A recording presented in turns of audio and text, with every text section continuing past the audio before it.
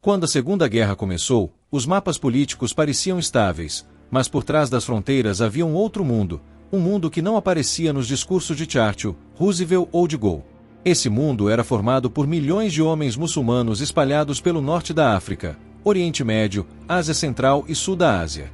Homens que não tinham voz, não tinham direitos plenos, mas tinham algo que os impérios europeus desesperadamente precisariam: soldados. O primeiro ano de guerra mostrou uma verdade brutal: as grandes potências não tinham homens suficientes para sustentar um conflito mundial. E foi aí que começou o chamado silencioso. França, Reino Unido, União Soviética, Itália e até o Japão voltaram os olhos para territórios colonizados e regiões esquecidas. Em vez de pedir, ordenaram. Em vez de negociar, exigiram. E assim, um número gigantesco de muçulmanos, mais de 3 milhões, foi empurrado para uma guerra que não era deles, lutando por bandeiras que jamais os reconheceriam como iguais. A propaganda europeia prometia cidadania, terras, prestígio, dignidade. Mas a verdade era outra. Para os impérios, esses homens eram descartáveis, úteis apenas enquanto segurassem um rifle. Muitos nem sequer tinham escolha. Famílias eram pressionadas, aldeias inteiras obrigadas a fornecer recrutas, jovens levados à força em campanhas de alistamento que hoje seriam classificadas como abusivas. E ainda assim, esses soldados chegaram ao campo de batalha com uma coragem que impressionou até os oficiais que os desprezavam. Lutaram no deserto vivo do Saara, nas montanhas geladas da Itália, nas florestas úmidas da Birmânia, nos campos devastados de Líbia e Egito. Lutaram ao lado de franceses que os tratavam como inferiores, de britânicos que não confiavam neles, de soviéticos que os viam como suspeitos. Lutaram até ao lado de alemães, quando a promessa de autonomia parecia mais real do que séculos de dominação europeia. O conflito religioso também pesava. Muitos desses soldados não compreendiam por que deveriam morrer defendendo impérios cristãos ou ateus, enquanto suas próprias comunidades viviam sob controle estrangeiro. A fé era seu único escudo emocional. Em cartas que nunca chegaram ao destino, muitos escreviam para as famílias dizendo que tudo o que tinham era Deus e o medo constante de que, para o império, sua vida valia menos que uma bala. A ironia cruel é que, mesmo sem reconhecimento, eles foram decisivos. Sem muçulmanos, a França não teria exército após 1940. Sem indianos muçulmanos, a Grã-Bretanha não teria força na África e na Ásia. Sem combatentes do Cáucaso e da Ásia Central, a União Soviética teria perdido frentes inteiras. O mundo livre, e o mundo não tão livre assim, sobreviveu porque esses soldados desconhecidos pagaram o preço. E ainda assim, quando a guerra terminou, o silêncio caiu. Medalhas foram dadas, desfiles aconteceram, livros foram escritos, e quase nenhum desses homens foi mencionado. O mundo se reconstruiu, mas eles continuaram invisíveis, como se nunca tivessem lutado, nunca tivessem sofrido, nunca tivessem existido. O chamado silencioso da Segunda Guerra não foi apenas um pedido por soldados. Foi um pedido por sacrifícios sem memória. E esses homens atenderam, mesmo sabendo que, para muitos, o império pelo qual morreriam jamais pronunciaria seus nomes. Quando os tanques de Rommel começaram a avançar pelo Saara, o mundo voltou os olhos para a disputa estratégica entre alemães e britânicos. Mas quase ninguém percebeu quem estava realmente segurando aquela linha de frente: soldados muçulmanos do norte da África, homens que conheciam o deserto não por mapas, mas porque haviam nascido dentro dele. Marroquinos, argelinos, tunisianos, líbios, egípcios, milhares que foram lançados contra uma das forças mais temidas da guerra sem equipamento adequado, sem treinamento digno e sem qualquer garantia de que seriam lembrados se sobrevivessem. O deserto era um inimigo à parte. O calor era tão intenso que rádios falhavam, armas emperravam, pneus derretiam. A areia engolia tudo: caminhões, munições, esperanças. Parte das tropas europeias entrava em colapso psicológico após poucas semanas. Mas os soldados muçulmanos, acostumados à vida dura das dunas e montanhas, eram vistos pelos comandos como perfeitos para aquela frente, não porque os respeitassem, mas porque acreditavam que o sofrimento deles não seria registrado em relatórios. O Império Francês, derrotado e humilhado em 1940, praticamente transferiu sua capacidade de combate para esses homens. Foram eles que mantiveram viva a chama da França livre no norte da África. Enquanto Paris estava sob ocupação alemã, foram soldados muçulmanos que continuaram lutando em nome de uma França que sequer os considerava cidadãos completos. Durante a campanha da Tunísia, muitos deles avançaram dia e noite, guiando-se apenas pelas estrelas e pelo instinto.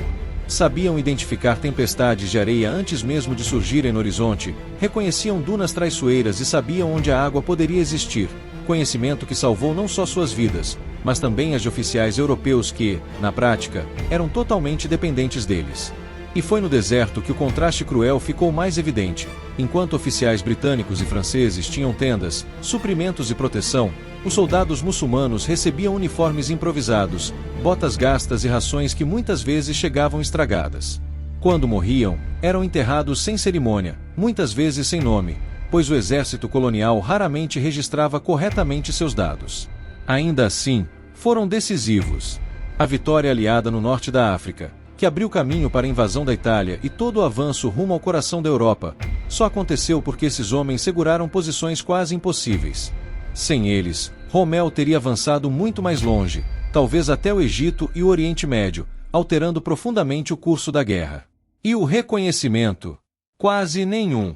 Depois da guerra, muitos desses veteranos voltaram para vilarejos onde ninguém sabia o que era Linha Marete, ou a Batalha de Medellín, ou os combates infernais em Elguetar. Voltaram para a pobreza e para a indiferença. Alguns ainda carregavam estilhaços nos corpos, outros jamais se recuperaram das noites sem água ou das marchas de 40 quilômetros sob sol mortal. A história oficial fala de Montgomery, Churchill, de Gaulle. Mas a verdade é que, na areia quente do deserto, quem manteve o mundo de pé foram homens cujos nomes raramente aparecem nos livros. Homens que lutaram não por glória, mas porque não tinham escolha. Homens que morreram por impérios que jamais os reconheceram, e que o tempo quase apagou. Quando a França caiu em 1940, o mundo inteiro acreditou que o país estava acabado. Paris ocupada, governo dividido, moral destruída. Mas quando tudo parecia perdido, quem manteve a bandeira francesa viva não foram, em sua maioria, soldados vindos de Paris, Marsella ou Lyon. Foram homens do norte da África, marroquinos, argelinos, tunisianos, muçulmanos que defenderam um país que sequer lhes dava cidadania completa. A França livre, liderada por Charles de Gaulle, precisava desesperadamente reconstruir um exército. E foi na África que ela encontrou a força que faltava. Não foi um gesto patriótico da metrópole, mas uma necessidade crua. Sem as tropas coloniais, a França simplesmente não teria como voltar ao campo de batalha. Esses soldados foram enviados para frentes brutalmente difíceis. Nas montanhas da Itália, nas florestas geladas do norte da Europa, em missões que muitos franceses se recusavam a realizar. As famosas Gaumières marroquinas, por exemplo, tornaram-se lendárias. Eram especialistas em combate em terreno acidentado, movendo-se em silêncio absoluto, atacando à noite, escalando montanhas onde tanques e veículos não chegavam. Sem elas, a tomada de Monte Cassino, um dos pontos decisivos da guerra, teria custado ainda mais vidas e talvez nem tivesse sido possível. Mas o preço pago foi imenso. Os soldados muçulmanos receberam pouco equipamento, raras medalhas e quase nenhum destaque. Pior, quando eles libertaram cidades francesas, muitas populações reagiram com estranhamento ou até hostilidade, como se não conseguissem aceitar que estrangeiros estavam salvando sua pátria. O racismo era tão profundo que alguns prefeitos pediram para que tropas coloniais não entrassem nas cidades durante os desfiles de libertação. Era como se o heroísmo deles precisasse ser escondido. E então veio o episódio mais vergonhoso, a chamada epuração étnica fotográfica. Após a guerra, quando a França começou a produzir livros, cartazes e materiais oficiais exaltando a libertação do país, muitos soldados muçulmanos foram removidos das fotografias. Editores e autoridades queriam que o povo acreditasse que a França havia sido libertada por franceses brancos, e não por marroquinos e argelinos que, na prática, tinham carregado o peso da vitória. Imagine isso: homens que arriscaram a vida em batalhas sangrentas, que morreram longe de casa, que lutaram por uma bandeira que nem era realmente deles, sendo apagados como se fossem um erro histórico. E qual foi o pagamento? Nenhuma cidadania automática, nenhuma reparação, nenhum agradecimento digno.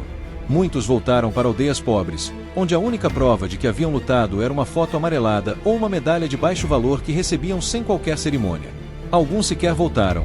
Foram enterrados em solo europeu sem nome, sem lápide, sem identidade. É irônico, quase cruel, perceber que um dos exércitos mais celebrados da Segunda Guerra só pôde existir graças a soldados que a própria França tratava como inferiores. Sem eles, não haveria resistência, não haveria libertação, não haveria futuro. Mas, como tantas vezes acontece na história, aqueles que seguraram o mundo nas costas foram justamente os que o mundo escolheu esquecer. Enquanto a Europa tremia sob o avanço nazista, o Império Britânico olhou para sua maior colônia e fez um pedido que mudaria o rumo da guerra: homens. Milhares deles. Dezenas de milhares. No fim, foram mais de 2,5 milhões de indianos alistados, muçulmanos em grande parte, formando o maior exército voluntário já visto. Mas a palavra voluntário escondia uma realidade bem mais amarga: pobreza, pressão social, manipulação política e a promessa vaga de que, lutando pela Inglaterra, o futuro da Índia seria mais justo. Muitos muçulmanos indianos lutaram acreditando que o serviço militar lhes daria dignidade, comida, salário e talvez, um dia, independência. Outros foram convencidos por líderes locais, que repetiam a propaganda britânica: lutar agora para ter liberdade depois. Mas a verdade é que, para Londres, esses soldados eram antes de tudo recursos, e não cidadãos. Esses homens foram enviados para alguns dos campos de batalha mais difíceis da guerra. No norte da África, enfrentaram a Wehrmacht sob calor de 50 graus, com suprimentos escassos e oficiais britânicos que os tratavam como mão de obra barata. Na Itália, marcharam na lama e na neve sem roupas adequadas para o frio europeu. Mas foi na Ásia que seu papel se tornou realmente decisivo, especialmente na Birmânia, onde travaram uma das campanhas mais brutais de todo o conflito. Lá, na selva espessa, onde cada passo podia significar doença, emboscada ou afogamento, os soldados muçulmanos da Índia lutaram contra o Império Japonês em condições que poucos exércitos do mundo seriam capazes de suportar. A umidade destruía armas, a malária corria solta, o inimigo surgia e desaparecia na vegetação como um fantasma. Os britânicos chamavam aquele fronte de o Inferno Verde, mas quem realmente enfrentava esse inferno eram os indianos. Quando caíam prisioneiros do Japão, o destino era pior. Muitos eram torturados, outros escravizados na construção de estradas ou ferrovias. E, para o império que tinham jurado proteger, a vida deles valia menos que o custo de uma tentativa de resgate. A mensagem britânica era clara: combater era dever, sobreviver era sorte. O mais cruel é que, apesar do sacrifício, muitos desses homens eram vistos como suspeitos dentro do próprio exército britânico. Oficiais temiam que soldados muçulmanos simpatizassem com a independência indiana, com movimentos anti-imperialistas ou mesmo com o subsequente Paquistão que começava a surgir como ideia política. Era como lutar por um patrão que desconfiava de cada palavra sua. E, no entanto, esses soldados se tornaram a espinha dorsal da campanha asiática. Foram eles que seguraram linhas, reconquistaram territórios e impediram que o Japão avançasse sobre a Índia, algo que teria mudado radicalmente a história do mundo. Quando a guerra terminou, o Império Britânico agradeceu, com silêncio. Muitos veteranos voltaram para casa e encontraram um país à beira da independência, mas sem reconhecimento para aqueles que haviam lutado. Soldados que perderam pernas na Itália, que sobreviveram à selva birmanesa, que enterraram amigos no deserto líbio, agora se tornavam invisíveis. Alguns sequer receberam pagamento. Outros descobriram que seus nomes nem haviam sido registrados corretamente. E muitos foram abandonados em meio ao caos que levou à partição da Índia, violência religiosa, deslocamentos forçados e divisão política que separou famílias inteiras. A ironia final: o maior exército voluntário da história não lutava por glória, nem por patriotismo britânico. Ele lutava por sobrevivência, por promessas vagas e por um futuro que os impérios nunca tiveram intenção real de conceder. A Segunda Guerra foi, antes de tudo, uma disputa desesperada por homens. E quando a Alemanha percebeu que suas forças estavam se esgotando na frente leste, encontrou um novo foco de recrutamento: as populações muçulmanas da Bósnia, da Crimeia, do Cáucaso e da Ásia Central. Regiões que tinham sido esmagadas pela União Soviética, oprimidas por impérios europeus ou ignoradas pelo mundo. E foi justamente nesses territórios esquecidos que o Terceiro Reich enxergou uma oportunidade. A propaganda nazista prometia autonomia, proteção religiosa e até liberdade política. Uma ironia gigantesca, considerando que o regime de Hitler desprezava praticamente todos os povos não germânicos. Mas, para muitos muçulmanos que viviam sob repressão soviética ou iam sendo arrastados para batalhas que não eram suas, a promessa alemã parecia menos tirânica do que a realidade comunista ou colonial. Assim nasceram divisões como a Andshar, formada majoritariamente por bósnios muçulmanos. Seus integrantes não se uniram ao nazismo por ideologia racial, muito pelo contrário. Muitos o fizeram porque viam na Alemanha uma chance de se defenderem de inimigos locais, especialmente grupos nacionalistas sérvios e forças comunistas que haviam atacado suas comunidades. Era uma escolha construída entre desespero e sobrevivência, num cenário onde nenhuma opção era realmente justa. No Cáucaso e na Crimeia, a dinâmica era parecida.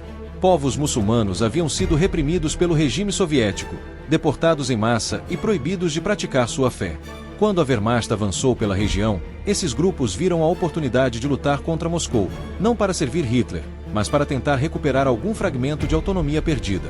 A Alemanha, porém, nunca teve intenção de cumprir suas promessas.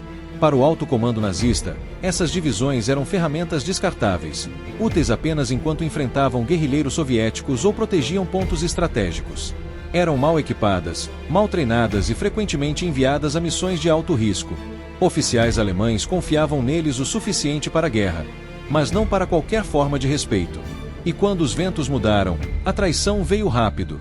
Conforme o Exército Vermelho avançava, muitos desses soldados muçulmanos foram abandonados pelos próprios alemães, ficando isolados em territórios onde ninguém queria acolhê-los. Tentaram se render aos aliados ocidentais, na esperança de serem tratados com dignidade. Mas os acordos políticos da época não deixavam espaço para compaixão. Milhares foram entregues diretamente às mãos soviéticas. O destino deles foi devastador: prisões, execuções, campos de trabalhos forçados. Alguns foram deportados para regiões remotas, outros desapareceram sem registro. O que a Alemanha prometeu, a União Soviética destruiu, e o mundo esqueceu. A complexidade moral dessas divisões ainda assombra historiadores. Não eram nazistas por convicção. Não eram racistas por ideologia. Eram homens espremidos por impérios, empurrados de um lado para outro por forças maiores que eles, tentando sobreviver a uma guerra que não pediram para lutar. Muitos se alistaram não por ódio, mas por medo. Não por ambição, mas por desespero. E quando o mundo reconstruiu sua narrativa da Segunda Guerra, essas unidades foram tratadas como tabu, como se reconhecer sua existência fosse abrir uma ferida incômoda. Uma ferida que mostra como, no caos da guerra, milhões de pessoas foram usadas como peças descartáveis, até mesmo por regimes que se vendiam como libertadores. Quando os tiros finalmente cessaram em 1945, o mundo correu para reconstruir cidades, economias e narrativas. Desfiles surgiram, medalhas brilharam, discursos inflamados ocuparam praças, cada nação tentando mostrar sua versão heroica da vitória. Mas enquanto fotos eram tiradas e livros começavam a ser escritos, milhões de soldados muçulmanos desapareciam da história como se nunca tivessem existido. Eles haviam lutado em todas as frentes, no deserto, nas montanhas, na selva, na neve, na lama. Haviam morrido em nome de países que sequer os reconheciam como cidadãos plenos. E agora, quando chegava a hora do reconhecimento, eram ignorados. Não por acidente, mas porque lembrar deles significava admitir uma verdade incômoda. Os impérios só venceram porque usaram, exploraram e descartaram homens que estavam fora da narrativa oficial. No caso da França, o apagamento foi deliberado. Ao reconstruir seu mito de resistência, o país decidiu que tropas muçulmanas não combinavam com a imagem de heroísmo nacional. Muitos veteranos coloniais descobriram que suas pensões foram reduzidas ou congeladas, enquanto soldados franceses recebiam aumentos e honrarias. O silêncio virou política de Estado. No Reino Unido, a história não foi menos amarga. Os soldados muçulmanos da Índia, que haviam lutado em alguns dos campos de batalha mais cruéis da guerra, retornaram a uma terra que agora queimava em conflitos religiosos e políticos. O império para o qual haviam sangrado estava desmoronando, e os britânicos faziam questão de evitar qualquer responsabilidade. Muitos veteranos ficaram sem pagamentos, sem assistência e sem sequer um agradecimento formal. A promessa de que lutar traz liberdade morreu junto com milhares de sonhos nunca realizados. Nos territórios soviéticos, a situação foi ainda mais cruel. Muitos muçulmanos que haviam sido forçados a lutar pelos nazistas, não por ideologia, mas por desespero ou sobrevivência, foram classificados como traidores. Deportações em massa, execuções sumárias e décadas de estigma marcaram famílias inteiras. A guerra acabou, mas a punição continuou por gerações. E o mundo muçulmano, por sua vez, carregou outro tipo de ferida. A de saber que seus filhos haviam lutado e morrido em guerras que não eram suas, e que nenhum império se preocupou em preservá-los na memória coletiva. Milhares de túmulos permanecem anônimos na Europa, na África e na Ásia. Cruzes e estrelas silenciosas apontadas para o céu, sem nome, sem história, sem país que os reivindique. O esquecimento também foi estratégico. Narrativas nacionais precisavam ser simples, heroicas, convenientes. Admitir que soldados muçulmanos foram essenciais para a vitória significaria reconhecer o peso da colonização, da exploração e do racismo estrutural. Era mais fácil apagar. Mais fácil fingir que a guerra foi vencida apenas por aqueles cujas fotos enfeitavam livros escolares. Mas a verdade resiste. E hoje, pouco a pouco, pesquisadores, historiadores e descendentes desses homens começam a reconstruir aquilo que o mundo tentou destruir. A memória dos que lutaram sem direitos, sem voz e sem promessa de futuro. A história deles não é apenas militar. É humana. É a história de coragem silenciosa, de fé em meio ao caos, de sacrifícios feitos na sombra, longe dos holofotes. O mais profundo é entender que esses soldados nunca pediram glória. Muitos só queriam voltar para casa vivos. Muitos só queriam ser reconhecidos como homens, não como ferramentas. Eles lutaram porque foram obrigados, enganados ou abandonados pelas circunstâncias. E, ainda assim, quando chegou a hora, permaneceram firmes. A Segunda Guerra Mundial é lembrada por seus generais, estrategistas e grandes batalhas. Mas talvez sua maior dívida seja com aqueles que nunca apareceram nas fotos, que nunca tiveram seus nomes gravados em monumentos, que morreram por países que os tratavam como descartáveis. E é por isso que contar essa história importa. Porque lembrar desses homens é quebrar o silêncio que os apagou. É devolver a eles algo que os impérios nunca ofereceram: a dignidade da memória.